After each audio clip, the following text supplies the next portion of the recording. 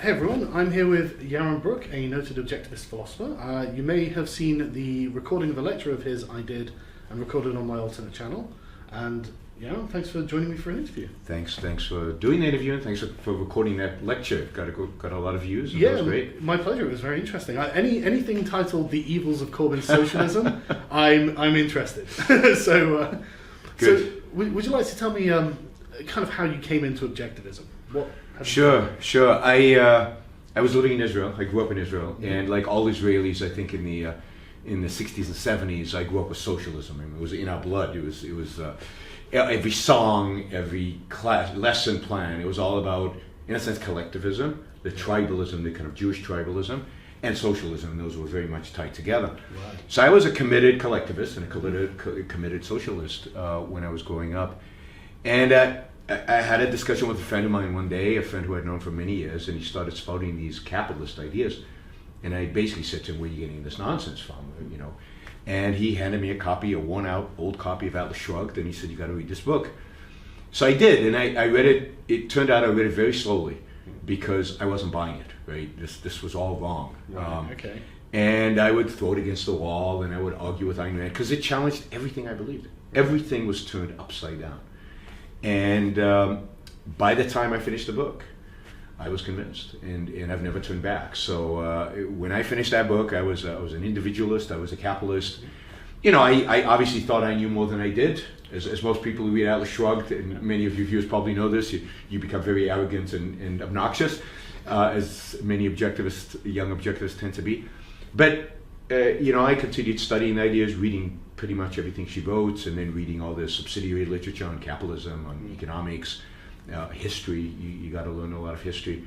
So I've been I'd say a committed objectivist since I finished Atlas Shrugged, but probably wasn't a knowledgeable objectivist until very many years later. Right. Okay. And so, what was it about Atlas Shrugged that you found so challenging? I mean, like, can you go into detail about how it tore your world apart? Yeah, I mean, I think that the fundamental issue is an issue of morality, and I think that's true. To me, that's a centerpiece of objectivism, and really the core of what challenges you. I mean, what is at the core of collectivism? The core of collectivism is a moral idea that your moral purpose in life is to serve other people. Sacrifice is noble, is good, is wonderful for other people. Self-sacrifice. To be selfless is the ideal. And I believe that. I mean, I was just waiting for the grenade to fall down so I could jump on it to sacrifice my life for the sake of the cause, right? Or, you know, of the tribe. And I really had bought into that. And here comes Ayn Rand and asks a very simple question, which I kind of asked myself at some point and rejected. So the question is why? Why is somebody else's happiness more important than yours? Why is somebody else's life more valuable than yours? Why should you sacrifice, in a sense, think less of yourself for the sake of others who are suddenly more important than you? Why should you jump on the grenade? Why is your life less important than the people you're saving? And I'd asked that question, and my answer was, well, it's the only option. I mean, otherwise I'd be selfish. And selfishness means being a nasty person, and I don't want to be a nasty person, so obviously I have to sacrifice for others. And what Rand presents is this alternative of, no, you can be selfish, you can be self-interested, but in a proper sense, and for her proper would mean rational sense, in a sense of rationally thinking about what really is good for you, long-term, for the whole of your life, not doing whatever you feel like doing, because emotions are not tools of cognition, emotions are not really ways in which we know about the world to know what's good for us. Indeed, most of the time we get in trouble. Yeah, so really for the first time in my life, I was confronted with this idea that there was a rational way to live for yourself, which didn't mean being obnoxious, it didn't mean sacrificing other people to you, it didn't mean exploitation. It meant really focusing on what's good for me, how do I live the best life that I can live for the rest of my life. I was always an atheist, so it was always about you've got one shot at this, you've got one life. So how do I rationally think about my life in a way that will maximize my flourishing, my happiness at the end of the day, in this life, in this world? And to me, that was a revolution, and hard, because again, in Israel, when you grow up, you're trained. I mean, literally trained, I think, by the system to think in very other ways. And in Jewish culture, and really all the culture we have around us is a culture of be selfless. Now, nobody means it, right? Yeah. Your mother, when she says be selfless, doesn't actually mean it, because she wants you to succeed and she wants you to do what makes you happy and all this stuff. But morally, they are conditioned as parents to say, you've got to be selfless, you've got to think of others first, think of yourself last, all of this stuff. So to me, that was the most challenging, and I'd say then integrating that idea of self-interest into the idea of individualism. My life is mine. I don't owe it to the state. I don't owe it to the tribe. I don't owe it to a collective group of people. That probably took me the most time to integrate out of my system. So I would get teary-eyed when I'd see the Israeli flag go up. It probably took me years after I read Atlas Shrugged to stop that, right? To not get teary-eyed, because it represents something different for me now. And so now I get teary-eyed about when I hear people stories of individual success, of individual achievement. To me, that is the central focus, not group achievement, not the tribe.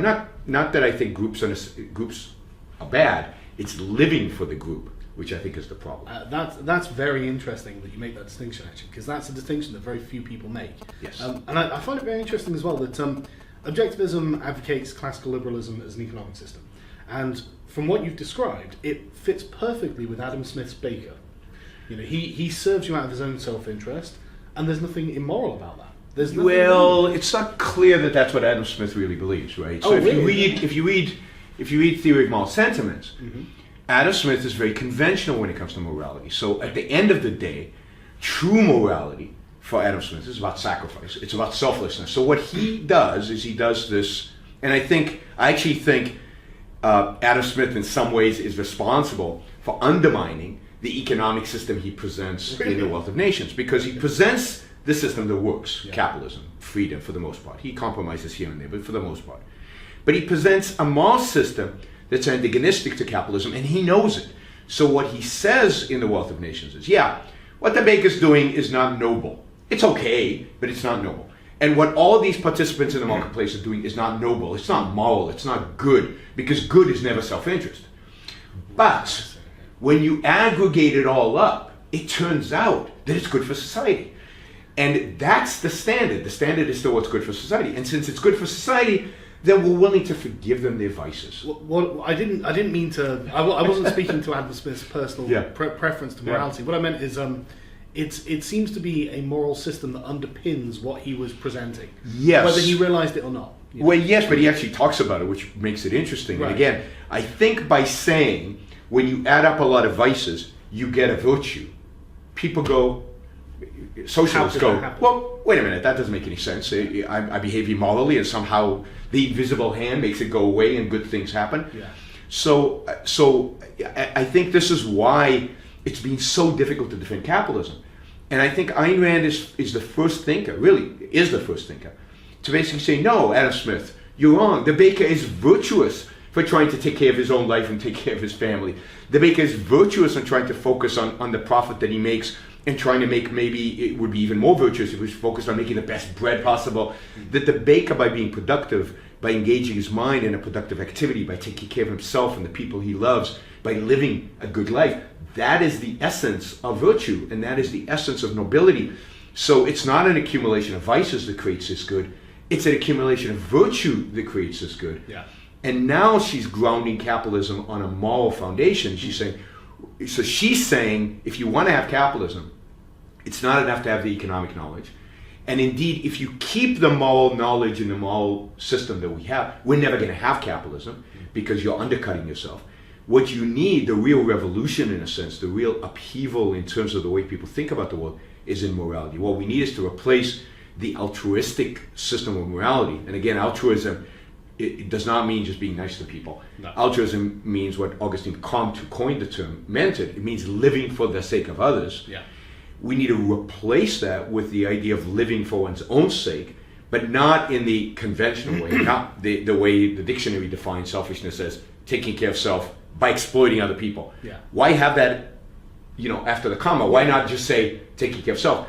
If people actually held that moral belief, capitalism is obvious, because people who want to live the best life that they can live and live a flourishing life want to be free. Yeah. And all capitalism really is freedom taken seriously. It's freedom in every realm of our lives, not just in the, it's interesting that the left wants some freedom in our social side, but they want to control everything economically. They're economic totalitarians. Yes. And people are often baffled when I say the left is inherently totalitarian. Yes. Even if they're advocating for social freedoms, you can't do anything without money. Yeah. I'm sorry, it's just the way the world works. And but you can just print it. Yeah, that's this how is it what works. so many of these mythologies. But yeah, Ayn Rand used to be frustrated by left and right. She used to say, look, the left is quite willing to give us freedom in the bedroom, but it's totalitarian in the boardroom. Yeah. And the right, it wants to give us freedom in the boardroom, and it's totalitarian in the bedroom. Yeah. And what she wants, and what objectivism holds, is liberty, is freedom in the whole range of human life. So as long as you're not using force against another person, as long as you're not violating somebody else's rights, the state has no business in your life.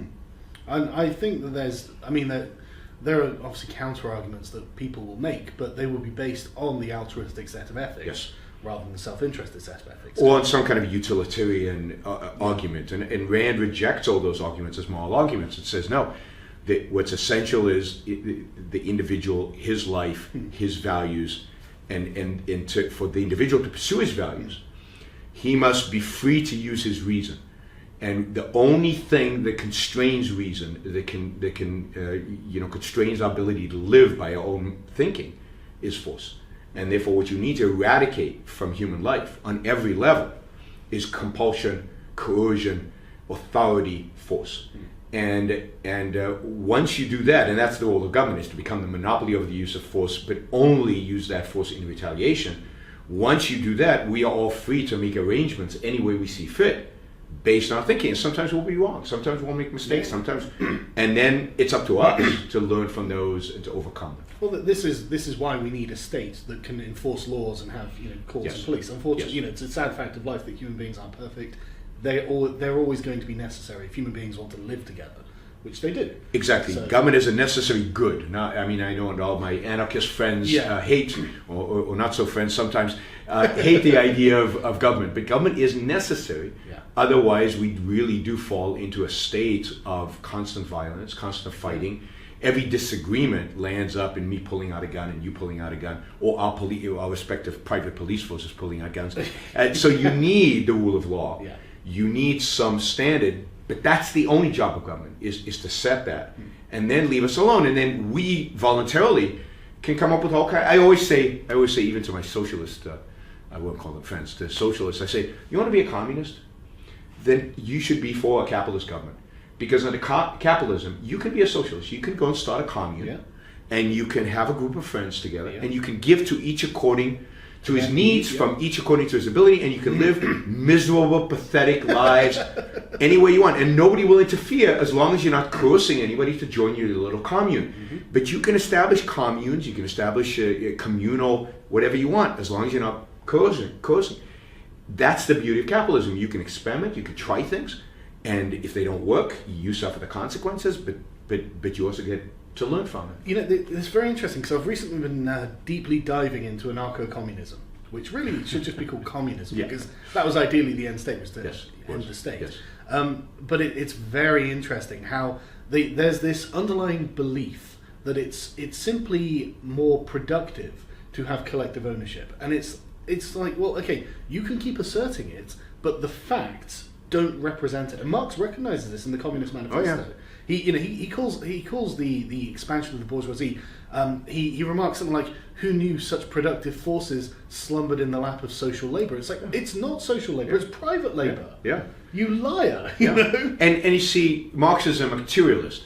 So all he sees is labor. Yes. Labor in the sense of physical activity. What he should really be saying is, who knew that such this slumbered in the minds of men? Because real production comes out of the human mind. It doesn't come from muscle. And that's something Marxists have no appreciation for. And while we are somewhat, you could argue that we are somewhat equal in our ability to pull levers and to do physical labor, we are clearly not equal when it comes to mental activity. Steve Jobs is Oh, yeah. far smarter than I am, particularly when it comes to devising, new gadgets. And so the inequality that happens is a complete result of the fact that just our ability to imagine, our ability to create, our ability to think through problems is vastly different. And that's just an existential state. Now, what Marx wants us is, in a sense, he wants to change human nature. And of course, that's why they have to be genocidal, because they have to assume that there's certain people who can change. And they've experienced capitalism and they're post-capitalist, and now they're into this, they've changed and they've evolved into this Marxist utopia. And then there's some people who either haven't experienced capitalism yet, or just, as Engels would put it, right, they just genetically are incapable of being good socialists. Yeah. And because it's an internationalist idea, it's not a state idea, you have to wipe them out. You have to get rid of them because they're an incumbent on this wonderful socialist utopia. And it's why communism is genocidal. Well before Nazism became genocidal, the socialists were already trying to exterminate certain races. And that's not the only genocidal aspect to it. Like we were saying just before we set up. I mean, they want to genocide a class of people. Yes. And this is, you don't choose your class. Yes. Otherwise, everyone would choose to become upper class. Yes. Like race, class is something you were born into, you had no control over, and there's no reason why you should just be genocided on that basis. And it drives me crazy when people say, at least the communists didn't want to wipe anyone out. Oh. Yes, they do. Then how did about 200, well, I don't know the exact number, but somewhere between 100 to 200 million people get murdered just by accident? Yeah. It's clearly Stalin wanted to wipe out the Ukrainians, so he orchestrated a famine in Ukraine and let them starve.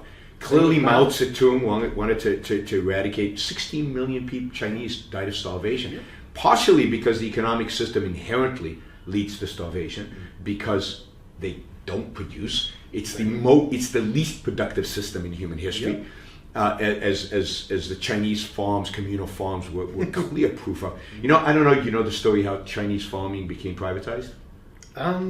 It's a great story. So this is in the late 70s. Mao had died already, and this little village in the center of China, far away from anything, they were starving.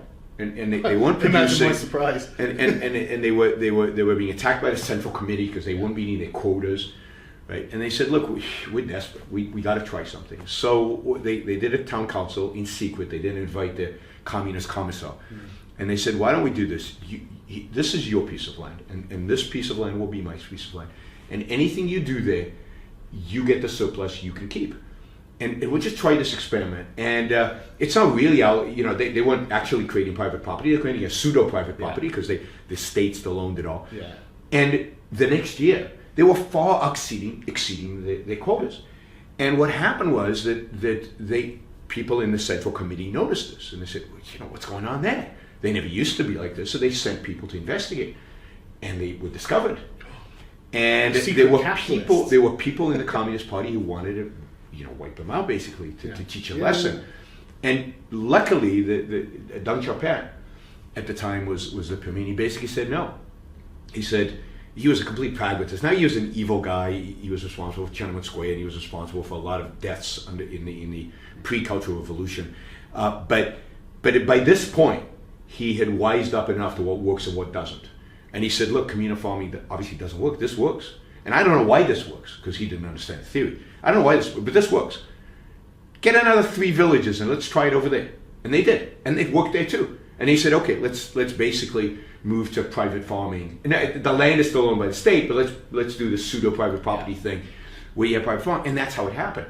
So in China, you got an example where pragmatists like Deng Xiaoping, who was a communist, he believed in communism, but he was a pragmatist, saw that the Marxist theory is unproductive, it is destructive. And you see that in Israel with the kibbutzim, the kibbutz, which is a voluntary, communal, it's like the most benign form of capitalism you can imagine. It was incredibly unproductive, subsidized by the Israeli government throughout all its history. Before that, it was subsidized by rich European Jews. It never stood on its own feet. It was never sustainable. Since the government has reduced its subsidies, the kibbutz has completely fallen apart. It's become privatized. It's basically a village now. Right. So communism is anti-human nature. And what I like about objectivism is that objectivism is about human nature. And subjectivism takes, in a sense, it asks the question, what is a human being? What is the essential characteristic of a human being? And here she basically follows Aristotle in saying the essential characteristic of a human being is of a reasoning, thinking being. So Aristotle called man the rational animal. So we're a rational animal. Okay, so what does that imply? And ultimately what that implies is freedom, because for the human mind to work effectively, it needs to be free. And so she would say, I'm for capitalism because I'm for rational egoism, and I'm for rational egoism because I'm for reason. At the end of the day, the core of my philosophy is man as a reasoning being. That all knowledge comes from reason, from our senses, from our capacity to think, to integrate, to observe. And if you start on that foundation, I think that if you honestly build it up, then capitalism is kind of obvious at the end of the day. I think the problem most people have when arguing for capitalism is they argue from like the consequences, and it's easy to do that because obviously, but that's not really addressing the core failings of the communist argument, because I was reading The Conquest of Bread by Kropotkin, and it's a joke. Yeah. But I was recommended this so many times by communists that I was like, well, there must be something to this. Yeah. It's an absolute joke. He seems to think that mankind, the fact that they'll be working for the people is enough incentive to make someone sit in a factory for 5-6 hours a day. And it's not, because factory work isn't fun. No, labour and fun. It's not fun. Absolutely, but even when work is fun, why would you do it for the sake of other people? It's just that whole idea of that kind of motivation is not human nature. It's not right. But you see, I believe communism is successful and was successful because it is a direct outgrowth from Christianity. It's a direct outgrowth of the sacrificial vision of Christianity. Think about the essential thing in Christianity is Jesus on a cross, dying for sins he didn't commit, dying for your sins and my sins. Yeah. He is what Jordan Peterson calls the superhero. Yeah. He is the superhero. Yeah. So superheroes die for other people's sins. So we mere heroic people are willing to give everything for other people. No, why? Why should I live for somebody else? Right? Again, it goes back to that fundamental question. But Christianity teaches us that sacrifice and selflessness are the ideal. That dying, in a sense, for other people is the ideal. And communism just says, yeah, there's no God, but everything else Christianity taught you is correct. And this is why it worked so well in Russia. Because Russia has always been a very mystical, very Christian, very culture, a Christian Orthodox culture, but still Christian. So all the communists did was replace God with the proletarian and came to the Russian people and said, everything you do is fine, in a sense. Remember, Russia was never a capitalist, right? No. And so everything, all this agrarian, you're working for what we want you to work for now, instead of for God, we want you to work for the proletarian.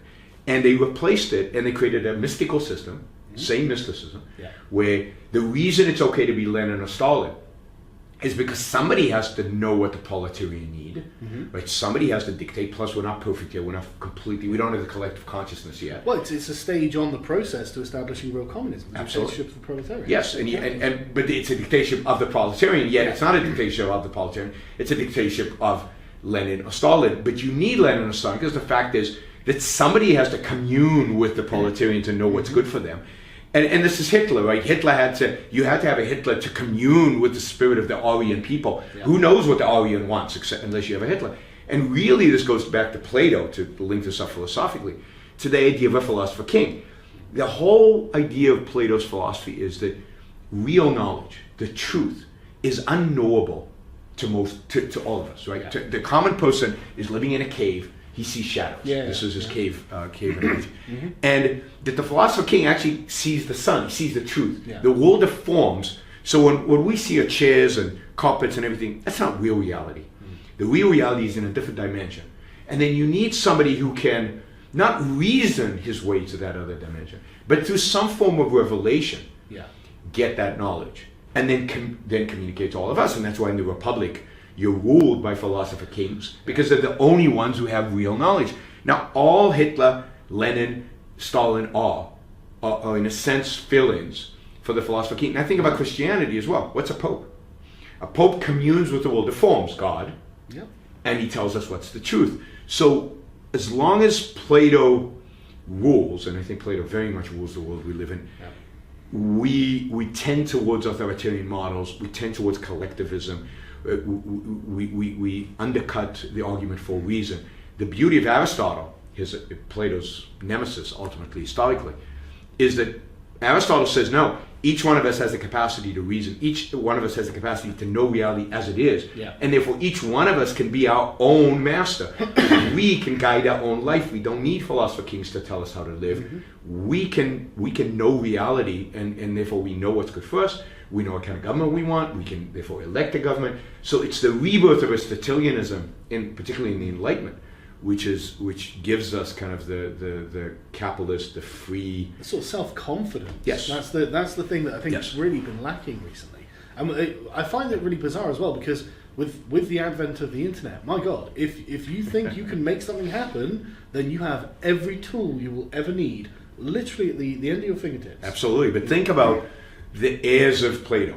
The heirs of Plato, in my mind, today are the post-Kantians, ultimately the postmodernists. And what are the postmodernists teaching our kids at every university, pretty much in all? Reality doesn't exist. Yeah. Your mind is impotent and futile. So why even try?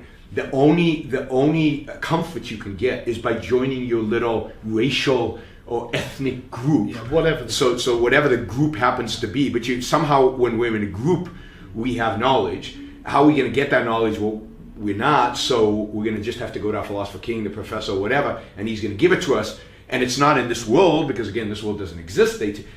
What we're seeing is a recycling over and over again throughout history of Plato's ideas in different guises. And they are destructive to exactly individual confidence, because if you lose confidence in your mind, if you're told that reason is impotent, you're dead. You're finished, right? And that's the key. The rediscovery of reason, the rediscovery of Aristotle. And until we have Aristotle, in a sense, anchored in our humanities, and until we reject the postmodernism and everything really since Kant, and I know you've kind of read the ominous parallels. I've read Kant. Yeah, you've read Kant. So yeah, I've read a lot, to be honest. Yeah, and it all changed from Kant to Hegel to Schopenhauer to Marx to ultimately to Nietzsche to Heidegger and to the Foucaults and all the ridiculous postmodernists. Yeah. It's all one chain. Yeah, and it's all one chain. It's just variations on Plato's spin. And what Kant does is he modernizes Plato, and he makes him seem more sophisticated, but it's still the same stuff. And until we reject that, we're stuck. I tell you, the curse of central planning really is it's the bane of human success, in my opinion. Yes. Because I really think that Hayek had a point when he was like, look, it's a system so complex, there's no point trying to manage it centrally. Yes. Have some faith in humans, people's ability to judge themselves. But it's more than that. There's something in a sense that Hayek is missing here, because the fundamental here is that only I can know in the details what's good for me. Yeah. Only I can know, because only I can reach what are truly values for me. Only I know what my passions are, what my interests are, what only I can think for me. Nobody else can do my thinking for me. Every central planner basically is saying, I know better what's good for you than you do. Yeah. And that's just impossible. That is not possible. It's not an issue of the central planner not being smart enough or not having enough data, because we are not, in my view, we're not deterministic beings. So you can't run an algorithm on my mind. You can't it's not just numbers. We have free will, we have choices, we make choices, and no central planner can mimic that. And those choices, as Hayek describes, get priced into the price system. We provide signals to the market, and as a consequence of that, you get the beauty, and I really believe it's beautiful, of a marketplace where people are buying and selling based on their values in win-win transactions where nobody's losing.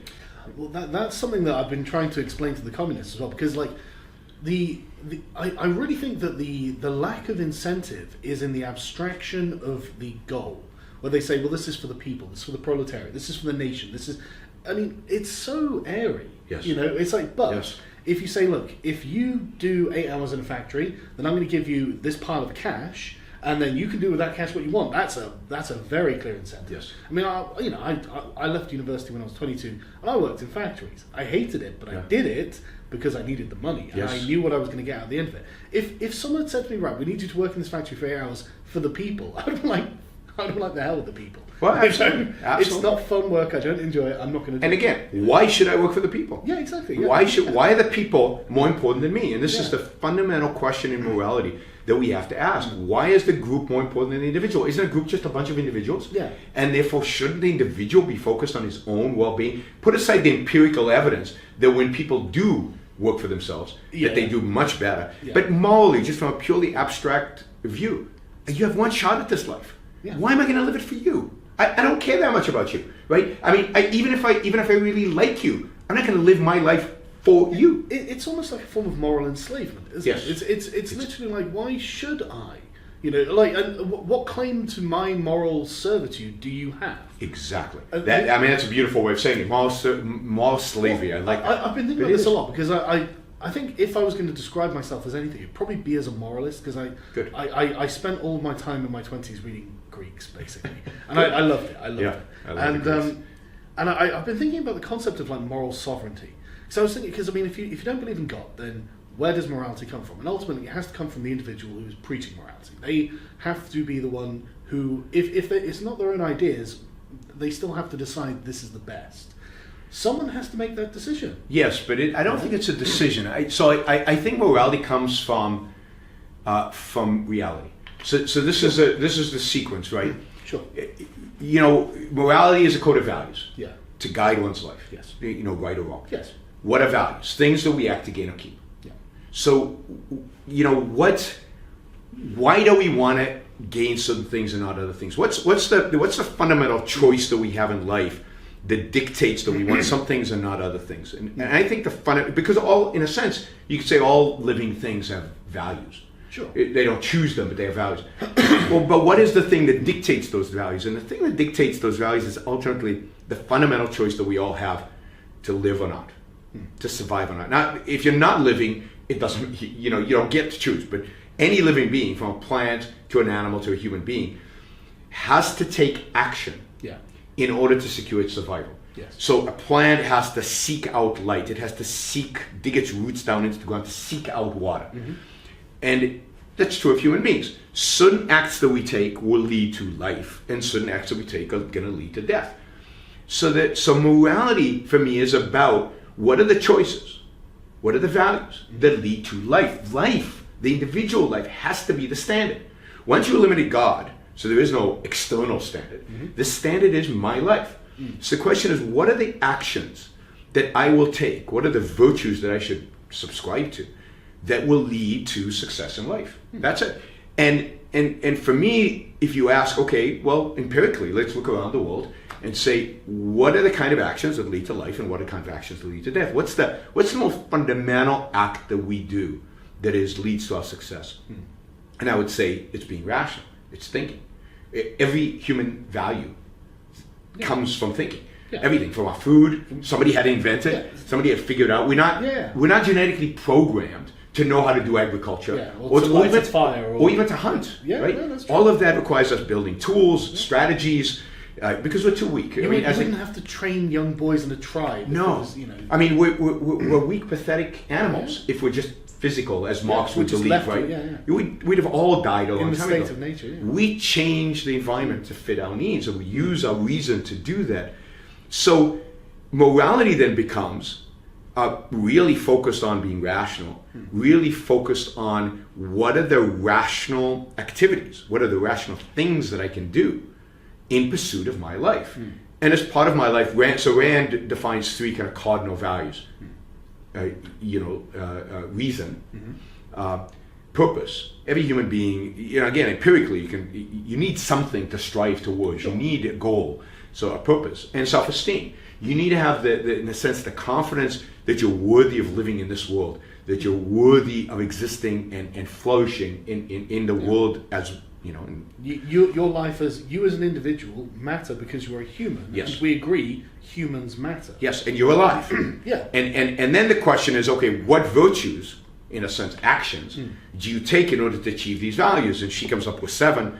You know, you could argue they're 8, 9, or they're 5, or whatever. But the point is, it's in a sense Aristotle's project, right? Yeah. Aristotle's project was, what are the virtues that lead to a good life? And Rand basically says, here are the virtues I believe lead to a good life, lead to, you know, reason, purpose, and self-esteem. And you know, and first among them is rationality. And so it's not that she says, you know, morality is whatever you think it is. She's not a subjectivist in that sense. She believes there's an objective set of values and virtues that we all pursue. How we pursue them is going to be different. Sure. Somebody's Somebody's going to be a doctor. Somebody's going to be a YouTube celebrity. You know, we're all going to achieve our, let's say, the virtue of productivity differently. But we all need to be productive. And indeed, if we're not productive, we're unhappy. We lack self-esteem because we don't have the confidence that we're able to really, in a sense, manipulate reality in order to live. If people, to me, once you get the framework, it all starts making sense, and it's all very rational, and from what it leads from one point to another. It's very logical. I find it okay. So it's going to something you said earlier that it's just sticking in my head, which I find very interesting. Going back to Adam Smith, you know, the baker bakes bread out of his own self-interest. Someone else buys the bread because in their self-interest they need it. Yep. They use money because that's the unit of proof of value to society, I suppose you could use. No. It's simply the medium of exchange. So when we tried barter, it's just too inconvenient. Money was created to allow for convenience. But what I mean is the underlying principle includes barter as well. You have something that you worked to produce. And all we do is barter.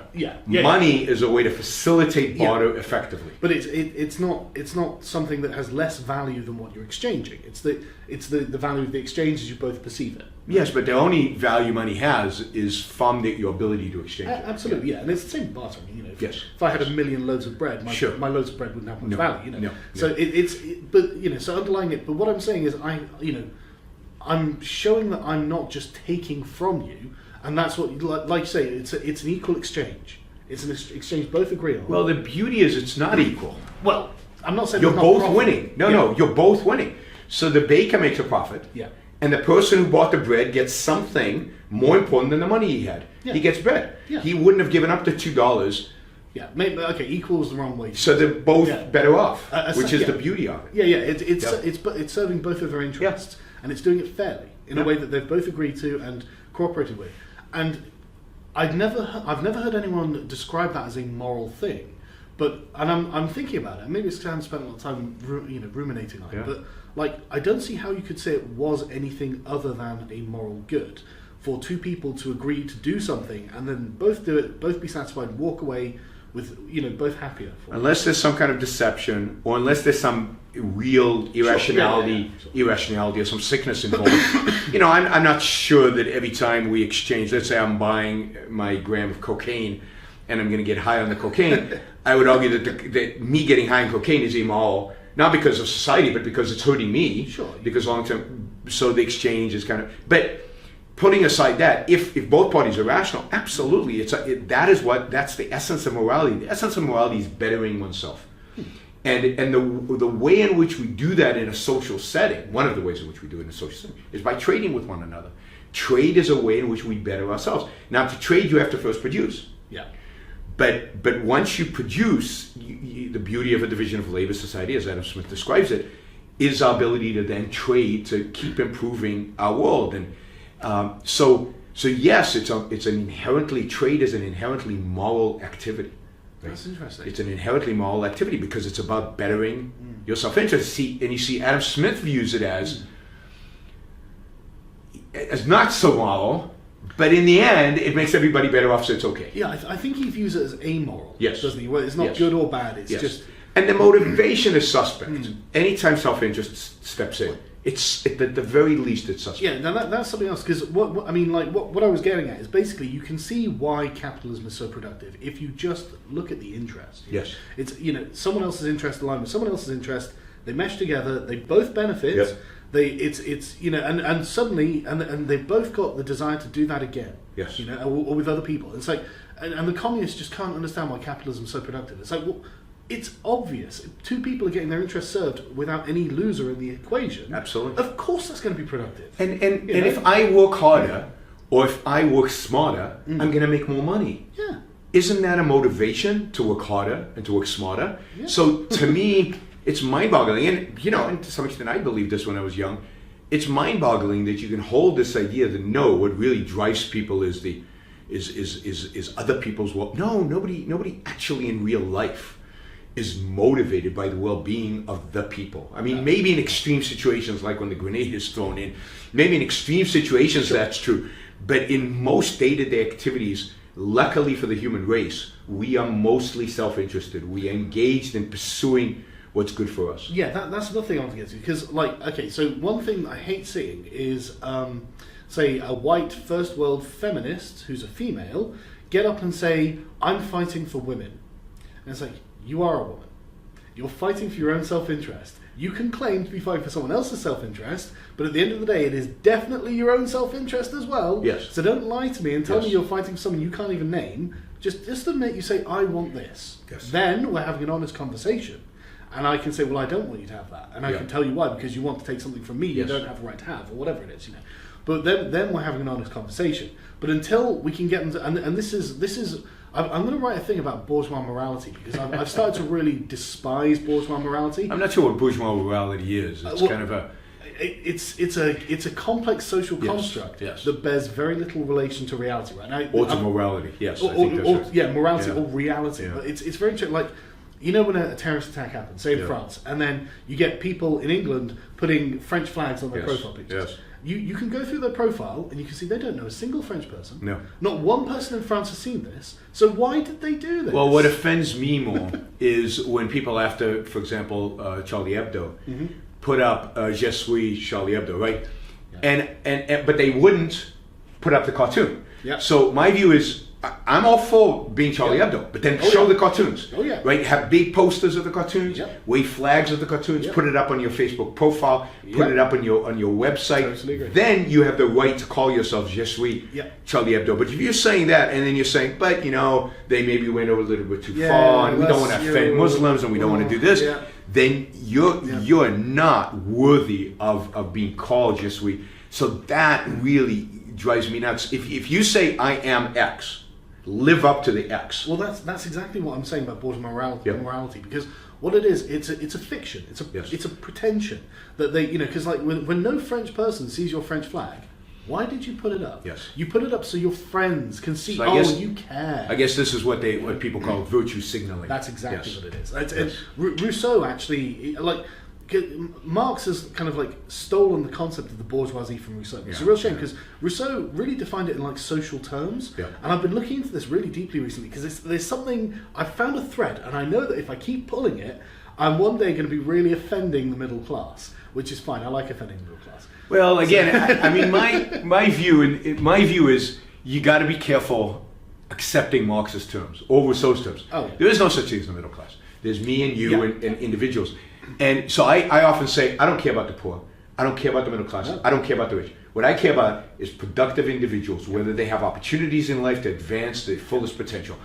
That's what and you know what? If you're a wife-beating drunk poor person, I don't care about you. But if you're a wife-beating drunk rich person, I don't care about you either. Yeah. It's not where you are in the socioeconomic whatever. It's who are you as an individual? Are you a good person or a bad person? And this also relates to this anti-collectivism. I mean, why are we lumping people in to these tribes and these groups when they're completely different people? What I care about is virtue. What I care about is goodness, is good people, and what they believe in, and what kind of lives they live. Now that's a great point to bring up, actually, because one thing that people, I am completely Aristotelian in this. I think virtue is done by action. Yes. So I don't even care what you really believe. What you say. What you say, yeah, exactly. What you say, because if you're not living up to it, and this is why I hate the bourgeois morality, because like with the example of the French flags, okay, nothing's changed. Yep. You've helped not one person in France. You've not prevented another terrorist attack. You've not even shown sympathy to someone. Yep. It's all fiction. It's all pretense. through your action you have done nothing, and you have no claim to be a better person than anyone else, because really what you're doing is kind of trying to grab on to someone else's morality. You know, you're trying to steal some of that glory. Yeah, I mean, and this is right. I mean, I often called this kind of the second-hander principle. It's the idea that you're getting your values you get from other people. So it's cool to post the French flag, so you put it up, not because you believe in anything, not because it really represents your views in any substantial way, but because that's the thing to do. And it's completely second-handed. You're getting it from your friends, your society, from what you think other people will value, and it's all about projecting to other people. And again, Rand is all about what is really good for me. Really good for me. And sometimes that'll be the same as what's other people. Sometimes it'll be completely different. And it's about being independent. And being independent is not being counter to other people, because, you know, so like the hippies who wear, you wear torn jeans because everybody else wears ordinary jeans, and everybody now wears torn jeans. But that's just being a collectivist, just in reverse. You're doing the opposite. No, what do I really want to wear? What do I think I look good in? Or what do I think is...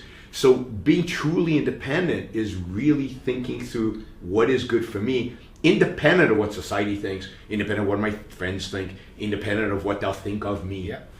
Now this is great, actually, because this and I keep bringing back to the border of morality, but I really think this is, it's like a blob that sits on top of society, right? And Rousseau would have called you a savage, you know, because he's saying, because what you're describing there is living within yourself. Well, yes, but you see, his definition of living within yourself and my definition of living within yourself is completely different. Oh, okay. What's yours? Well, he would say his definition of living within yourself is basically pure emotion. It's an you know, you're running around nature naked and having, you know, and participating in sexual activity because you have an urge to do so, right? It's really primitive in a sense of man before. In some ways, it's man before he became self-conscious. It's man qua animal, and that's what Rousseau views as the ideal. And I think that's incredibly instructive. So I think Rousseau is one of the bad guys in history. So to me, it's again reason. It's figuring out. It's using my own mind and my own rationality to figure out what are values. So and at the end of the day, one of the reasons in a sense I love the middle class and the bourgeois, if you will, is because these are people who've actually done that. They don't acknowledge it, they don't understand it. But to be middle class means you've taken your life seriously to some extent. You've worked hard. You've made a certain standard of living. You've achieved something in your life. Not the level of Steve Jobs in that, but something in your life. You've applied yourself. And to me, it's tragic then that they then get squished by this blob of second-handedness, collectivism, and just self-negation. What they're doing is really destroying what it is that made them good in the first place. So I totally agree. And this is what I mean by like, I wasn't trying to call. I know. Because I agree, Rousseau certainly has his problems, but he had some great observations, and like. I think the key is trying to get people to live within themselves. To say, look, it doesn't matter what that person thinks of your shirt. It just doesn't matter. You know, what do you think of your shirt? You know, that living within yourself, I think. And what do you think? Is the key. And I think one of the problems we have as a society is we've become, and this is particularly true of kids on campuses today. We've become enamored by emotions. So while I love emotions, I mean, I'm a passionate guy, and you experience life through your emotions. And ideally, your emotions are integrated with your thinking so that they're consistent. But sometimes they deviate. And the question is, what's important? And what's important is cognition. What's important is thinking. Because ultimately, emotions are consequences of past thinking. And sometimes of mistaken thinking. So, for example, right, you fall in love with somebody based on, I think, shared values and shared whatever. Then you learn new facts about the person. What happens? Your emotions change. So your emotions change because you've integrated those thinking and said, they're not the kind of person I thought they were. Sometimes, often actually, what happens is your emotions actually lag your thinking. So you have come to the conclusion, this person's not as good as I thought. But it's hard to get away because you're still emotionally connected. But the emotions ultimately will catch up with you. So Emotions are consequence of thinking, good or bad, because they're a consequence of subconscious integrations. And we get enamored by our emotions, but young people today in schools are trained to emote. Yeah. They're trained to feel. When you put 6-year-olds down and you ask them what they think of transgender people, they don't know what sex is. They don't know what gender is. They don't know what life is. They don't know anything about anything, right? 6-year-olds, so all they can do is emote based on stuff that they've heard, and you're validating that. You're validating the idea that what's really valuable. Now, put aside transgender. Ask them what they think about politics, what they think about anything. They just don't know. The whole purpose of being 6 is to learn. You know, until you're about 13, 14, 15, you're not capable. Your frontal cortex is not developed enough to actually think about anything. You don't have enough knowledge of the world anyway. You can't make an informed decision. So what we're doing today with these kids is we're letting them do whatever the hell they want, which means whatever their emotions dictate, and we're saying their emotions are valid and whatever the emotion is, and we're celebrating emotionalism. So when these kids get to college and somebody says something offensive to them and they get offended, then I can understand them going, this is the end of my world. You can't do this, because that's what they're being trained to do, instead of what education should be about, is training the mind. Yeah. Training us to think, training us to think, really think through problems. This is why every kid should learn math. You know, kids say, well, what do I need calculus? I'll never use it in life. You'll use it in the sense that calculus teaches you how to be a disciplined thinker. The actual activity of calculus you'll never do in your life, but it's training you to do something really, really, really important. But we now denigrate all that. We don't think any of that is important. Critical thinking is what school is for. And well, it should be what school is for. Yes. Now we're socializing kids. Yeah. It's about socialization and emotional training. And then colleges now become catering to that. Yes. So now when they go to college, they don't learn to think either. Yep. So we're getting young adults who've never been actually trained to think, and we call, they're being called snowflakes because it's an expression of their emotion. Yeah. It's really interesting as well. Like, I can never understand. Like, I really enjoy stoicism. I really enjoy doing it. I mean, like, a lot of the time it went too far. You know, you're there being tortured, and you're meant to take responsibility for being tortured. It's it goes too far sometimes. Yes. But I like the underlying principle. Is like, wherever possible, you take responsibility for what happens to you, because then you will know. You know why that happened. You know what decisions you made, and you are the one who has to deal with it. And it makes you stronger. It makes you tough. It makes you unable to be offended. And it seems to be inculcating weakness. Oh, no, absolutely. I mean, if somebody says something to me, a communist says something to me about communism or whatever, I mean, there are really two options. They're either right or they're wrong. Sure. Right? If they're right... Let's assume they're wrong. Well, let's start with they're right? Let's assume it wasn't a communist. Let's assume it's somebody. Right? And they come to me and they say, you're wrong about this. This is what it's really like. And if it turns out they're right, I should thank them. Yes. Right? If they're wrong, why should I care? It's their problem that they're wrong, not my problem that they're wrong. So I don't get offended by people, even people calling me names and everything else, because they're wrong. It's their problem. Yep. Their lives are screwed up because they're wrong. I believe that if you're right, it enhances life.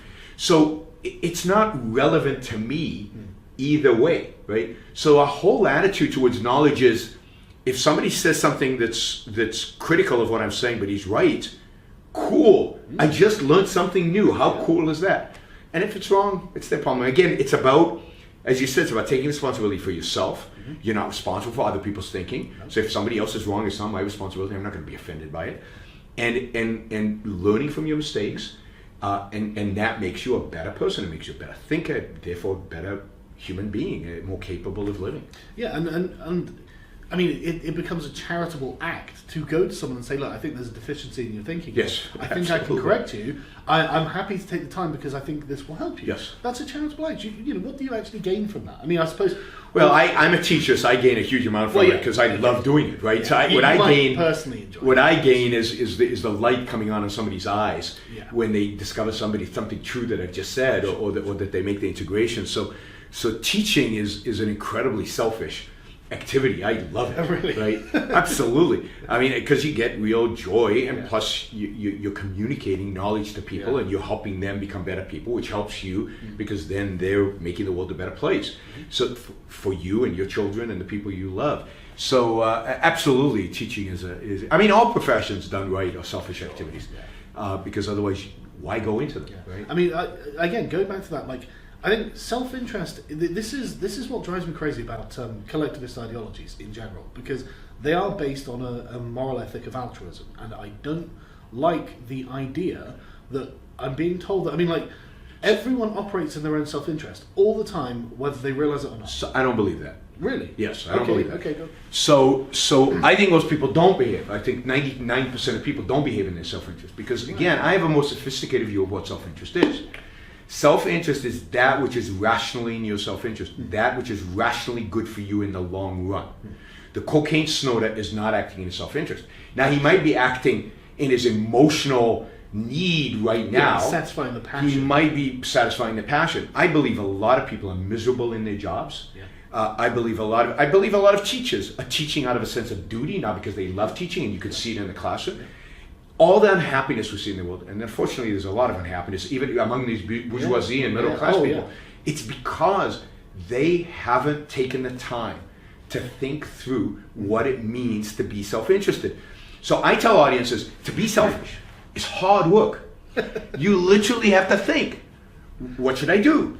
And how are the different options going to affect my life over the next 40 years? Not just today, but over the next 40 years. And I have to resist temptations like the cocaine, let's say, or like promiscuous sex or whatever, that might be pleasant. I mean, this is cool, but are going to destroy my life long term. So it's hard, it's complicated, it requires real effort, it requires engagement. So while people are constantly in a superficial way pursuing what they think will give them pleasure in the moment or some kind of satisfaction. I should have said immediate self-interest. Yes, but even there it's not always the case, because again, people go to work in jobs they hate. People do drudgery when they don't like. They need to get paid so they can pay their rent. Well, but they don't. But what about the options? There are other options. I mean, you discovered a wonderful option. There are many options in life, but so few people engage in the effort to figure out how to change their lives if they're living a miserable life. So many people just accept and go with the flow. Again, they're driven by emotion rather than by engaging with the world. Life is to be actively lived, which means you have to be an active thinker to really live life. And to me, the only people who are self-interested are the people who are actively engaged in living their lives and thinking and reading and at whatever level you can do it, right? You can be a very low-skilled worker, but still be engaged in what your activity is and figuring out the best way to do it and figuring out can I do more? Can I advance in life? That's what living life is. And to me, it's sad that almost nobody is self-interested. Because my goal in life is to get people to appreciate their life. This should be easy. I don't know why it's so hard. I think the biggest barrier that objectivism has with like the mass of people is the terminology. Because I tell you, using the term selfishness and self-interest, that I can't imagine that you're going to get people to, because you've got a slightly different definition than most people use, which is fine. You know, there's nothing wrong with having a more precise definition or something like that. But it needs a better word. The branding needs to be better. You see, in the sense in which that's right, but in a sense, there's like why should the other side get away with it? Right? So think about. So if you open up a dictionary definition of selfish, it'll say something like taking care of self, comma, at the expense of others, or placing one's own well-being as one's primary concern, comma, at the expense of others. And I'm going, why? Right? What is this added on to the sentence? What the hell? Who put that on there? And it's all those altruistic philosophers. It's the Kantians, the Marxists, the Platonists. Add that on in order to make something that should be natural unthinkable. Right? It should be natural. Yeah. Placing your own well-being as your primary concern. Yeah, of course. Why not? It has to be. And it has to be, period. After that, and if that was the working definition of selfishness, then you ask the question, well, how do I place my own well-being as my primary concern? And then I would say, by using your mind, by using reason, by really thinking it through, by applying yourself.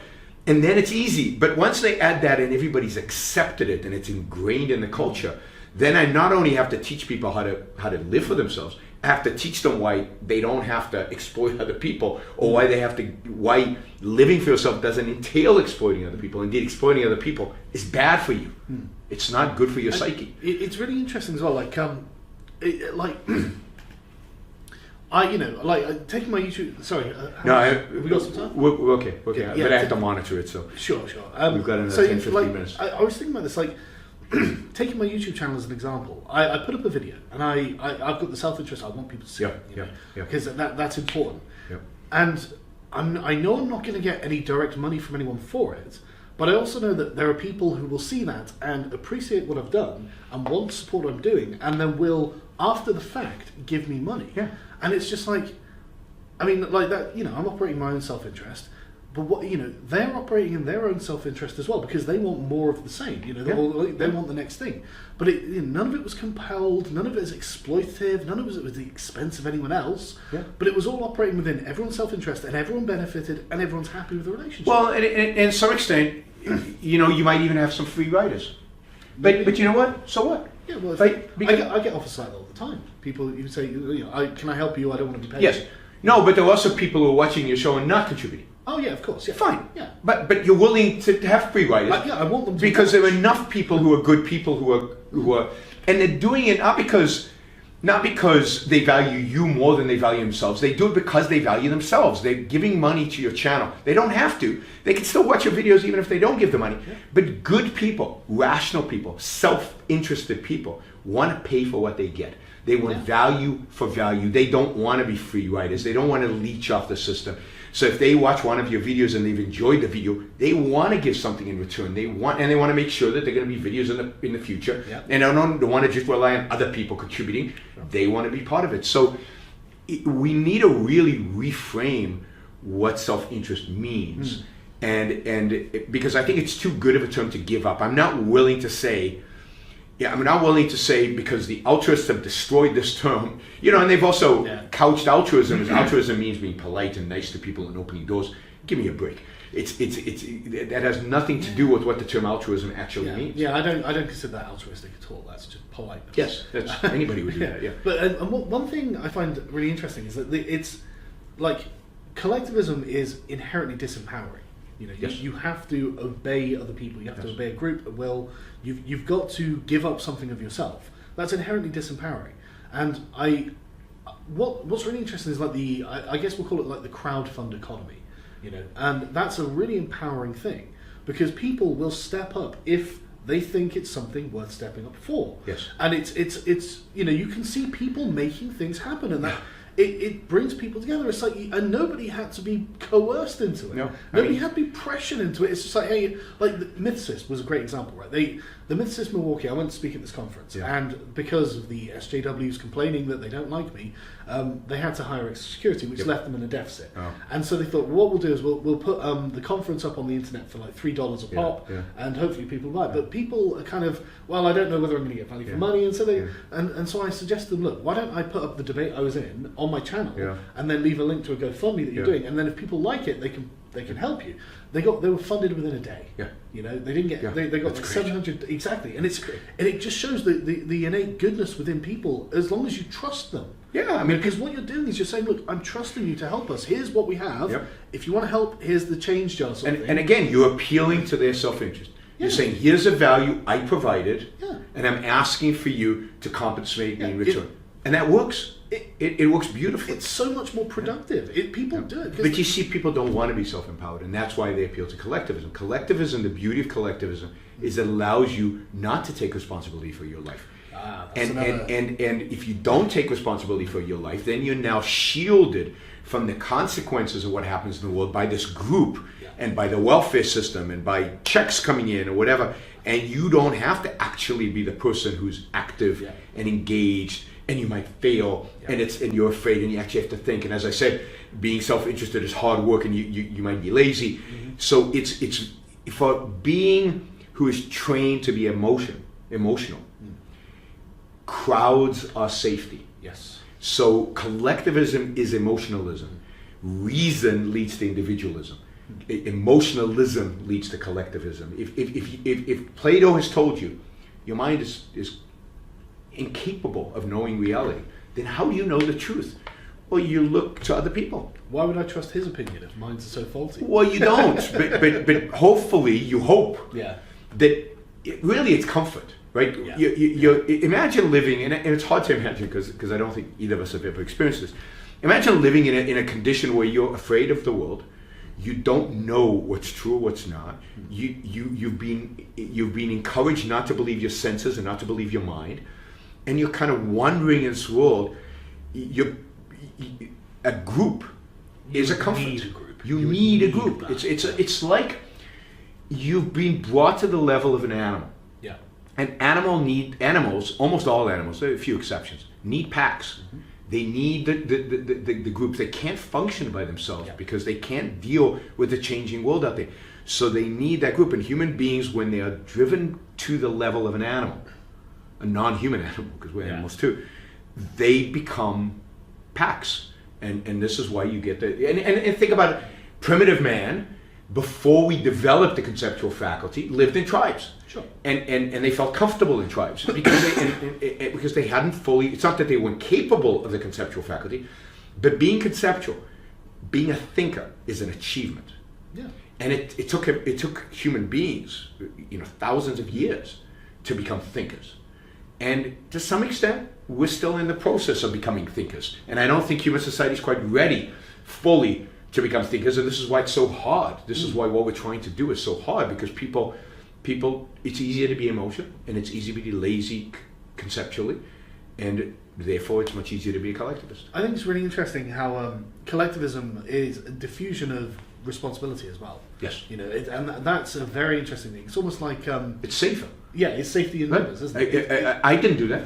Yeah, I didn't build that. Yeah, I didn't create that, and if it falls down, it wasn't my fault. Yeah, there are 10 of you there. Who's going to get the blame? Yeah, Exactly. Yeah. It's very safe, and again, for a snowflake, for anybody who's emotionally fragile, or anybody who doesn't really trust their mind, they don't want failure. See, I don't mind failure because I know I can learn from failure. I know that every failure is an opportunity for me to grow in some way because I have confidence in my own ability to think and to exist in the world. Steve Jobs didn't mind obviously he was depressed when he failed, but at the end of the day, he learned from failure and got back on his field, and he didn't mind it in that sense. It didn't crush him. It didn't destroy him. There's so many people out there because they don't, going back to one of Iron Man's values, they don't have self-esteem. Yes. Because they don't have self-esteem, and the reason they don't have self-esteem is because they haven't really practiced really being rational consistently, any failure crushes them. So it's much easier to absolve responsibility, to give it to the group, to diffuse responsibility. Then they personally can't fail. Yes, and then Obama comes and tells the people who have succeeded, you didn't build that. And it makes us all feel really good because if they didn't build that, then I shouldn't be blamed for the fact that I haven't built anything in life. Yeah. And it just appeals to the lowest common denominator. Yeah, suddenly you're not a loser. Yeah, that's right, because it's all accident, right? Yeah. And of course we have whole philosophies now, like John Rawls, whole philosophies that basically tell you, and unfortunately a lot of good people buy into this determinism in a sense, right? What you are is a consequence of your genes and your environment. So it doesn't matter. So you get no moral credit, you get no moral blame, because you're just an automaton determined by your parents and by your genes. And just go for it. It boggles my mind that people think this. It saps out any accomplishment from the individual. I mean, you sat down. Okay, you were born with these genes in this time in this place, but you could have squandered that. Yes, or any blame, or any responsibility for anything you do.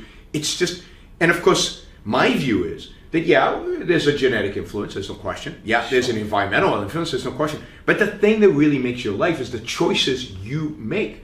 This is why reason is so important, because you want to make good choices because you want to live a good life. If we're deterministic, who cares about reason? Who cares about anything? Why should I think? Why should I make an effort? Why should I?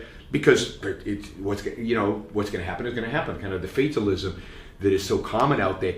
But no, your choices matter. They matter to your life.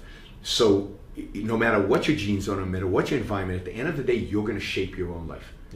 And that's a message, again, that's hard for people to hear, because if they hear that, they go, if I didn't build it, it's my fault. It is. Yeah, absolutely. You've got no one else to blame. Yeah. It's the Well, it's my capitalist- genes. Yeah, it's the capitalist keeping me down, or something My like that. father locked me in the closet when I was 3. And I tell you that I can't stand when people, and this is what I hate fundamentally about the communists and the alt-right and the Nazis and that. Yeah. It's always someone else's fault. Yes. It's always someone else's fault that you aren't.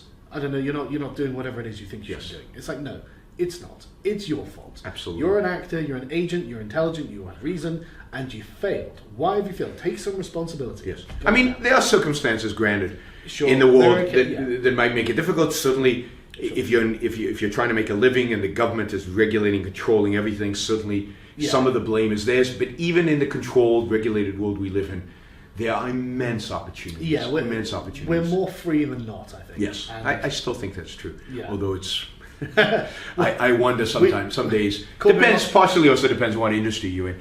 Yeah. Corbyn might win. We never know. Yes, and Corbyn might make it a lot worse. Yeah. So but it's true. I mean, I always say, the Trump voters, a lot of these frustrated middle class people who are upset because they don't have job opportunities, and they want their steel job back, and get in your car and go find a job. There are plenty of jobs in America. I mean, I go through, I travel a lot. So I see whole states where there are cranes and there's development and there's jobs and the shorter New people. York, I was just there. And then you go to, if you go to southern Ohio, it's rough. Yeah. So get in your car and drive to northwest Arkansas where they're building like crazy. They are, take responsibility over your own life. Become an entrepreneur, build something. Yes. Yes. If there are people Well, there... granted, not everybody's going to be an entrepreneur. Sure, Fine. but- But the point is, whatever it is, take responsibility for your own life. Don't expect people to hand it to you. Don't expect things to just show up at your doorstep. And this is what America used to be. Mm-hmm. America used to be the land of opportunity. You came and you went and found your opportunity. If you had to cross the entire country on a wagon to get somewhere, you did. And today you've got automobiles and airplanes that are really cheap, and we're not willing to exert the effort to go to where the jobs and opportunities are. That I don't feel sorry for you. And for most of steelworkers, the fact is that they lost their jobs to technology, and they're never coming back. So get a grip. Yeah, I'm a little more sympathetic than that. But I mean, I can understand that if you're a poor guy who lives in the Rust Belt, maybe you don't have much money, maybe you can't really afford a car. I don't know. But you've got to accept. Almost all poor Americans have cars. Sure, they probably do, but you've got to accept that things have changed, and they're not going to just change back. Things have changed, and they're not going to change back. The question is, what are you going to do about it? Yeah. And this is the difference in mentality. Things always change. Yeah. Things, since the birth of the Industrial Revolution, things have changed constantly. Generally, life has gotten better, but there have been periods where, for particular people, life has gotten worse. Yeah. Coal mines closed, gold mines closed. And people, when that happens, have traditionally gotten up and moved to where the opportunities existed. And what we're seeing today, and there have been a number of articles actually demonstrating numerically that this is the case. What we're seeing today in America for the first time is that people are staying put. That they might be losing their jobs, there might be no opportunities in their vicinity, and they're staying put. And this has to do with the self-responsibility. Now, granted, even here the government plays a role, because welfare programs, Medicare, Medicaid, all these other programs are often locally determined. And by moving, you might lose your benefits. So there are all kinds of ways in which they're incentivized to stay put. And I would still say, come on, people.